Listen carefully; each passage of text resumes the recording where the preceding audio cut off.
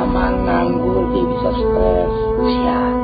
Lain tantri lain pula cerita Deddy Mizwar, sutradara beken itu benar-benar punya rasa empati yang sangat dalam terhadap negeri yang selalu dibelit persoalan ini.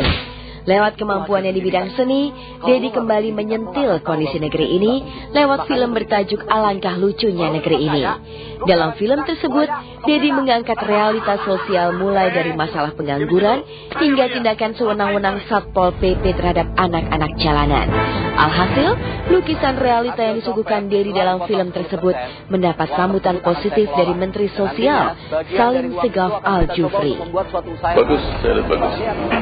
Sangat bagus. Dan film-film semacam ini pun perlu banyak ya, karena permasalahan kita hadapi sangat banyak, sangat kompleks. Olehnya itu mungkin masalah anak, kemudian masalah lansia, telantar, penyandang cacat, banyak sekali permasalahan di negeri.